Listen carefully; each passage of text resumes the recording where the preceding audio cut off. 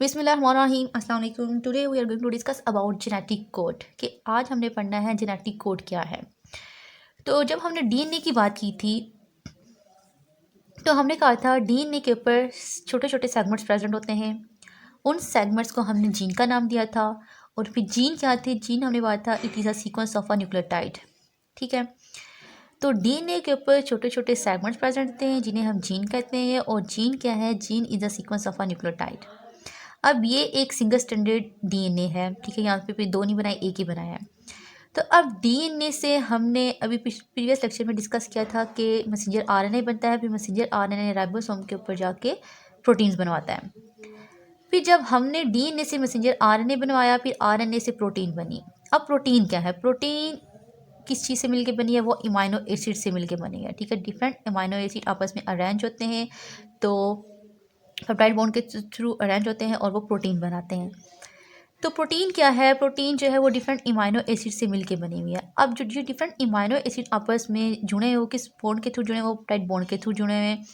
अब जो different इमाइनो acid आपस में जुड़े हुए हैं या अरेंज हुए हैं, वो एक ऑर्डर में हुए हैं। ठीक है, अब जैसे ग्लाइसिन पहले आया, फिर इसके बाद एलानिन आया, ल्यूसीन आया, टायरोसिन आया, आर्जिनिन आया। तो अब ये एक ऑर्डर की फॉर्म में है, एक प्रॉपर अरेंजमेंट है इनकी। अब ये जो अमाइनो एसिड की अरेंजमेंट है, ये जो अमाइनो एसिड का ऑर्डर है, ये कैसे हमें पता चला कि पहले पे लाइसिन ही आएगा, चौथे नंबर पे टायरोसिन आएगा, दूसरे नंबर पे एलानिन आएगा? तो ये हमें ऑर्डर कैसे पता चला? अब यहाँ पे क्या प्रेजेंट है? न्यूक्लियोटाइड्स, डीएनए के न्यूक्लियोटाइड्स प्रेजेंट है, बेस पे प्रेजेंट है। अब ये जो न्यूक्लियोटाइड है आया एटी मीन के ए और टी ने मिलके ग्लाइसिन बनाया, या जी सी ने मिलके बनाया, या ये सारे का 4 सीक्वेंस थे या 3 सीक्वेंस थे? क्या था? क्या कितने कोड मिलके आपस में एक अमाइनो एसिड बना रहे हैं? ठीक है, तो ये जो रिलेशन है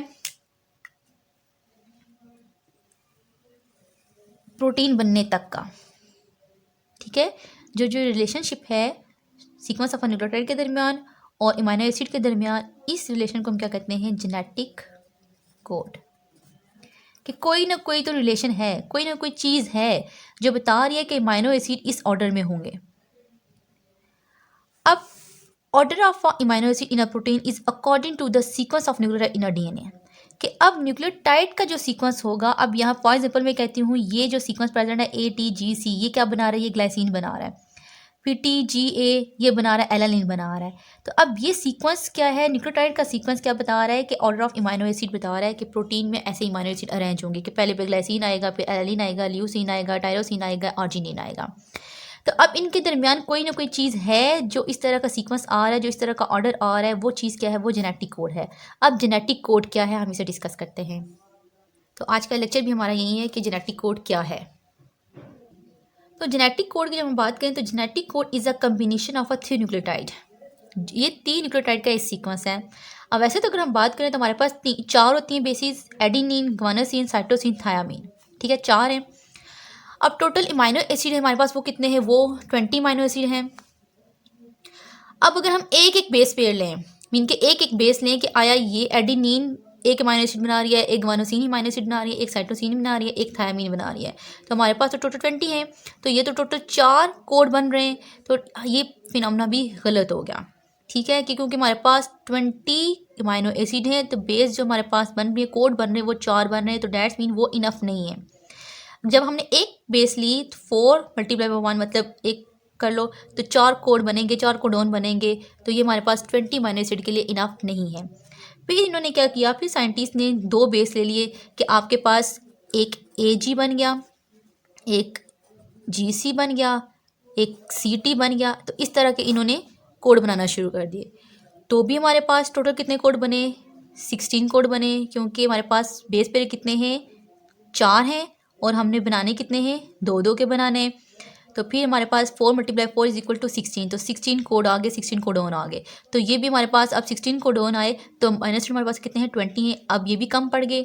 फिर उन्होंने क्या किया? फिर उन्होंने कहा कि हम 3-3 बेस का पेयर बना लेते हैं। तो अब हमारे पास टोटल कितने हैं? 4 हैं। 4 और 3-3 का हमने बनाना है, तो 4 मल्टीप्लाई बाई 4 मल्टीप्लाई बाई 4। तो 3 बार हमने 4 को मल्टीप्लाई करना है। तो हमारे पास कितने कोडोन बने? कोड बने 64 कोड बने, 64 कोडोन बने। अब 64 कोडोन जो है वो 20 माइनस के लिए काफ़ी हैं। चीज़ ज़्यादा हो जाए तो कोई फ़र्क नहीं पड़ता, चीज़ कम हो जाए तो फ़र्क पड़ता है। तो अब हमारे पास इसका भी क्वेश्चन आंसर है कि आया हमारे पास तो अमीनो एसिड 20 हैं, लेकिन आए कितने 64 हैं, तो ज़्यादा हो गए। अब इसका भी आंसर हमारे पास है। अब इन 64 कोडोन में से, ठीक है, अब इन 64 कोडोन में से 3 जो कोडोन है वो क्या है, वो स्टॉप कोडोन है। मीन के वो अमीनो एसिड को बना नहीं रहे, वो किसी भी अमीनो एसिड के लिए स्पेसिफाई नहीं है, ठीक है। वो कौन से, वो UAG, UAG, UAA, ठीक है, UGA, UAG, UAA, ये 3 क्या है, ये स्टॉप कोडोन है। That's mean non sense codon है, ये किसी भी अमीनो एसिड को स्पेसिफाई नहीं कर रहे। फिर इसी तरह अगर हम बात करें, अब पीछे हमारे पास कितने रह गए, 61 कोडोन रह गए। अब आउट ऑफ 61 कोडोन, एक कोडोन जो है वो क्या है, वो स्टार्ट कोडोन है, ठीक है, वो क्या है, वो स्टार्ट कोडोन है, जैसा कि AUG। अब ये जो AUG है ये स्पेसिफाई है फॉर द मिथियोनिन। जो पहला अमीनो एसिड बनता है वो हमेशा कौन सा बनेगा, वो मिथियोनिन बनेगा। क्यों, क्योंकि जब भी जीन प्रेजेंट होगी तो जीन के स्टार्ट में जो कोडोन प्रेजेंट होगा वो कौन सा होता है, वो AUG। तो ठीक है, ये स्टार्ट कोडोन है और ये कौन से अमीनो एसिड को पिक करेगा, स्पेसिफाई ये फॉर द मिथियोनिन के लिए है। अब जब हमारे पास ये आ गया तो फिर उन्होंने कहा, जब साइंटिस्ट ने स्टडी की तो उन्होंने कहा जो जेनेटिक कोड है वो यूनिवर्सल है। मीन के तकरीबन ऑलमोस्ट हर ऑर्गेनिज्म के अंदर एक जैसा कोड प्रेजेंट होता है, जैसा कि AGA, ठीक है, AGA ये आर्जिनिन को के लिए स्पेसिफाई है। मीन के हर ऑर्गेनिज्म में जब AGA कोड आएगा तो डैट्स मीन वो आर्जिनिन अमीनो एसिड को बना रहा है, ठीक है। यहाँ पे एक और बात बताती चलो कि जो स्टॉप कोडोन है और स्टार्ट कोडोन है ये आपको लाजमी आना चाहिए, क्योंकि ये MCQs के लिहाज से इंपॉर्टेंट है। तो फिर जब बाद में माइटोकॉन्ड्रिया को स्टडी किया गया, जब माइटोकॉन्ड्रिया उसको स्टडी किया गया माइटोकॉन्ड्रिया को, तो इसके जेनेटिक कोड को जब स्टडी किया गया तो तब हमें पता चला कि जो जेनेटिक कोड है ये यूनिवर्सल नहीं है, ठीक है। क्यों, अब यहाँ पे देखते हैं। क्योंकि जब हमने देखा UGA, ठीक है, UGA, तो ये ह्यूमंस की बात कर लेते हैं, तो ह्यूमंस में ये क्या है, स्टॉप कोडोन है। लेकिन माइटोकॉन्ड्रिया की बात करें, यहाँ पे माइटो लिख देती हूँ मैं, यहाँ पे ह्यूमन लिख देती हूँ, ठीक है। UGA ह्यूमन में ये स्टॉप कोडोन है, लेकिन माइटोकॉन्ड्रिया में कौन सी अमीनो एसिड के लिए स्पेसिफाई है, ट्रिप्टोफान के लिए। इसी तरह AUA ह्यूमन में आइसोल्यूसिन बना रहा है, ठीक है, अमीनो एसिड, लेकिन माइटोकॉन्ड्रिया वो मिथियोनिन अमीनो एसिड के लिए स्पेसिफाई है। इसी तरह ये जो कोड है AGA एंड AGG ये ह्यूमन में आर्जिनिन को बना रहा है, लेकिन माइटोकॉन्ड्रिया में ये स्टॉप कोडोन है। अब यहाँ पे एक और बात बताते हैं, ये बहुत इंपॉर्टेंट शॉर्ट क्वेश्चन है माइटोकॉन्ड्रिया जेनेटिक कोड का, ये ठीक है, ये आपसे पूछा जाता है तो आपने ये वाला सारा आंसर लिखना है। अब यहाँ पे हमने बात की थी कि अब तो पीछे 64 टोटल कोडॉन बने, ठीक है, जिसमें से 3 जो है वो स्टॉप कोडोन है, पीछे 61 बच गए, और 61 में से एक जो है वो स्टॉप कोडोन है, पीछे 60 बच गए, ठीक है, 60। अब 60 कोड है और टोटल पास अमीनो एसिड कितने हैं, वो 20 हैं। तो इसका ये आंसर है कि जो अब फॉर एग्जांपल एक अमीनो एसिड है, एक मिनट, आर्जिनिन,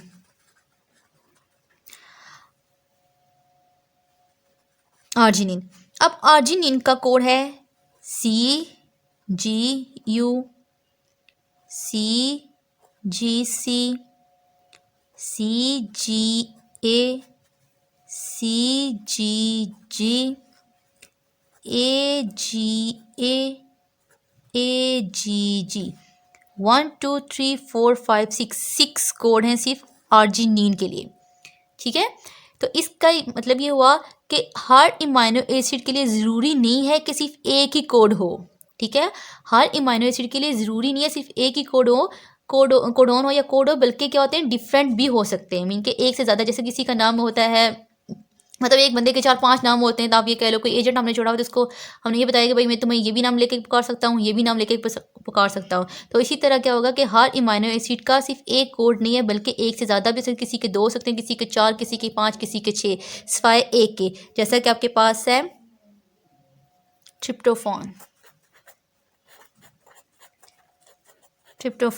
सिर्फ ये वाहिद ये अमीनो एसिड जिसका सिर्फ एक ही कोड है वो है UGG, ये भी आपने याद रखना है। अब कोडोन क्या है, एंटी कोडोन क्या है, इसमें क्या डिफरेंस है, तो ये देख लो। तो जब न्यूक्लियोटाइड बेस सीक्वेंस प्रेजेंट होगा DNA के ऊपर, तब हम उसे कोड भी कह सकते हैं और कोडोन भी कह सकते हैं, ठीक है, कोड भी कह सकते हैं और उसे कोडोन भी कहते हैं। जब न्यूक्लियोटाइड बेस का सीक्वेंस प्रेजेंट होगा मैसेंजर RNA के ऊपर, तब हम उसे क्या कहते हैं, कोडोन कहते हैं, ठीक है, दोनों के अगर डीएनए भी प्रेजेंट होगा, मैसेंजर आरएनए भी प्रेजेंट होगा, तो दोनों को हम क्या कह सकते हैं, कोडोन कहते हैं। इसी तरह न्यूक्लियोटाइड बेस सीक्वेंस जब प्रेजेंट होगा ट्रांसफर आरएनए के ऊपर, तब हम उसे क्या कहते हैं, एंटी कोडोन कहते हैं। ये आपको थोड़ा सा डिफरेंस आना चाहिए। होप सो आपको आज का लेक्चर समझ आ गया होगा। दुआ में याद रखिएगा। अल्लाह हाफिज़।